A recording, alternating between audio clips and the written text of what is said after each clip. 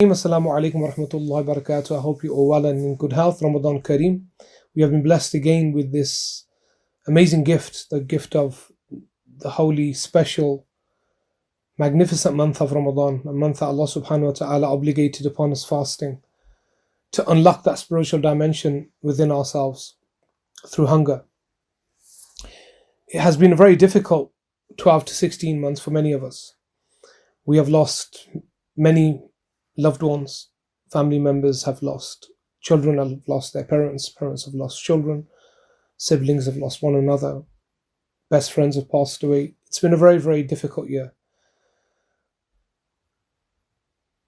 In reflection, we could say that this year is quite similar, to us at least, the way many of us have felt this year, to the year of sorrow, in which the Messenger of God alayhi salatu wasalam was boycotted by the Quraysh. Very important family members passed away. His beloved wife Sayyidah Khadijatul Kubra radiyallahu anha passed away, and his uncle, beloved uncle Abu Talib, also passed away.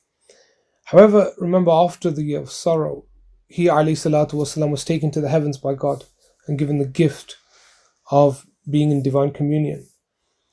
What we learn kind of from what we can take from that story, or that moment in the life of the Messenger of God, is the fact that after difficulty, God does send ease.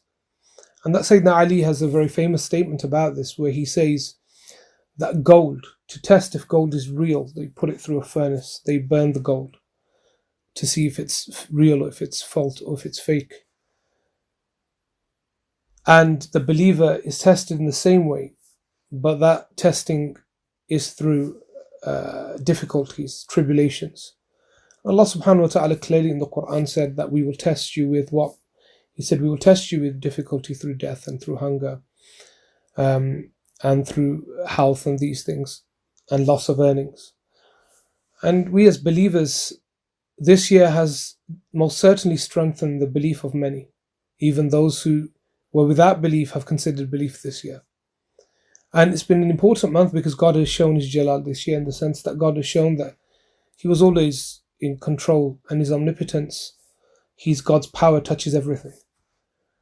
And even though we forgot that, and we often forget that sometimes, that this year was a reminder at the very least that we are temporal beings, and our true purpose in this earth is to follow the commandments and make ourselves of God, and thus make ourselves excellent people, people of honor, people of respect, people that add value to this world that we live in.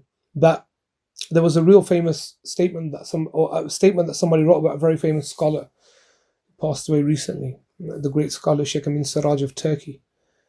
And somebody had written that he left this world fulfilling his obligation to God. And that idea that we have been sent to fulfill an obligation, and the Quran is full of kind of reminders of what we should be doing on this earth, how we should be using our time, how we need to be good to our neighbors, good to people, improve the lives of other people, be of a service to people. And that this scholar had left the world fulfilling his obligation. And the question is, have we fulfilled our obligation, or are we fulfilling our obligation? Last Ramadan was quite difficult, but it was a shock to the system in the sense that it was quite sudden that we were put in lockdown. But we've had a year to reflect over those moments and go through all of that, all those different trials and tests during the year. And this Ramadan comes almost as a gift now to us, that those who have made it from us have entered this blessed month. And it's as if God is saying, take advantage now from this month. The Messenger of God said, alayhi salatu wasalam, one of the things that one should take benefit from before they pass away is their free time before they become busy, or their good health before they become unwell. And this Ramadan is unlike any other Ramadan, considering all the experiences that we've had. So we truly need to understand the value of time this month. And all of us need to spend as much time as possible unlocking that spiritual energy within ourselves. Remember, hunger, as Ghazali said, hunger is the first stage to spiritual change. That it's the key that unlocks the inner spiritual dimension that we all have, that we were created with, that Allah sent us forth with in this world. to unlock and for its light to reach other people. One of the lessons that we can learn also from this pandemic is love, is the lesson of love. That there's not enough life we do not have enough life in this world, in this short temporary path, this short temporary journey that we have to manifest hate for other people. That the only thing that we really take to the afterlife, that we take to Jannah with us, is love. Nobody takes hate to the hereafter. All that hate is left in this dunya. And that considering that it's love that we take, and love only improves us and improves the lives of others. And all these little moments that we've had in our lives of pain, that we don't hold on to that pain, for that if we hold on to it, it won't let love come through and penetrate the kind of the inner heart. And we've understood that. Some people have mentioned to me how they did lose loved ones, but they were not on the best terms with those people and how they regret it. And that just shows you that, keeping hate within our hearts serves us no benefit. And that we need to lighten our burden by removing that hate from our hearts and showing love to others and to ourselves. And that this Ramadan, let us rejuvenate that idea. Let us reform ourselves and turn to God and really benefit.